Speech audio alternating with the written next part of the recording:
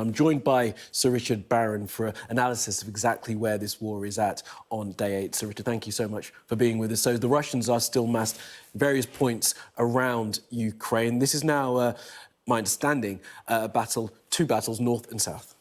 So we've seen unfold over the last 10 days or so two separate but synchronised operations. In the south, an operation designed to link Russia to Crimea and to isolate Ukraine from the sea. And in the north, a separate operation focused on the capital, Kiev, and we believe the objective of that is regime change.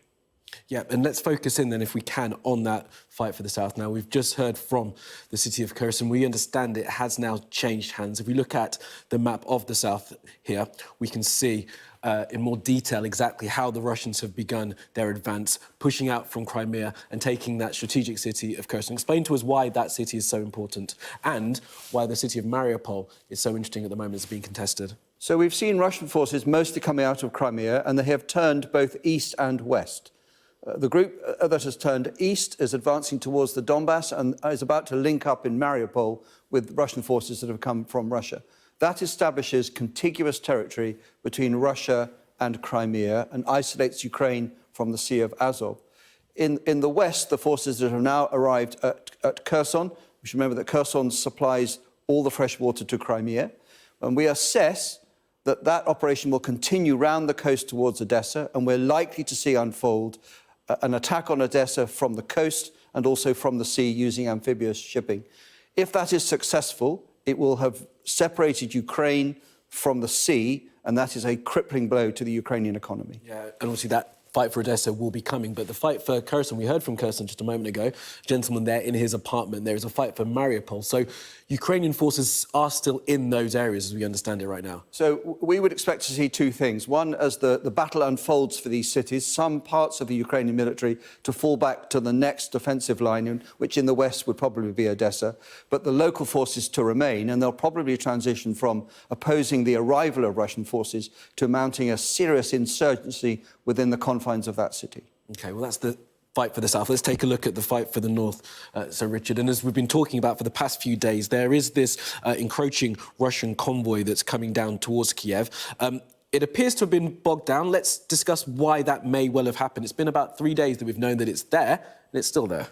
So it's been a surprise that convoy has been stuck for 3 days, but we think we know why this is. First of all, there's been significant Ukrainian opposition to its movement, but much more than that, there have been major logistic failures in the Russian forces, probably a collapse or a fracturing of command and control. But we absolutely need to keep our eye on that convoy, because as it unsticks itself, which we must expect it to, it will arrive on the north and west of Kiev and may start to be part of the encirclement. And as you're showing here, more obviously today, Russian forces approaching from the northeast to begin to complete an attempt to encircle Kiev.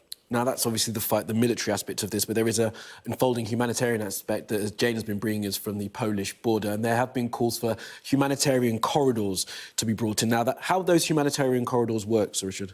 So we should look at the humanitarian issues from two directions. First of all, there are a lot of Ukrainians that are trying to move from Ukraine into sanctuary in the European Union, and they require safe passage. And so far, 1 million people have made this, and we're expecting rather more to move.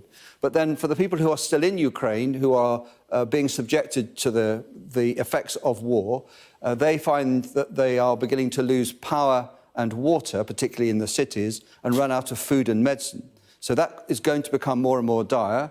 So one aspect of this is humanitarian aid going to come from the west into these cities, in which case that requires the consent of Russia to allow that humanitarian access, or is Russia going to provide that humanitarian aid as part of its let's feel better about this operation that will probably unfold? Yes, so anything coming over to the east will need the consent of Russia, and of course that's not absolutely will at this moment. OK, so Richard, thank you very much for that analysis.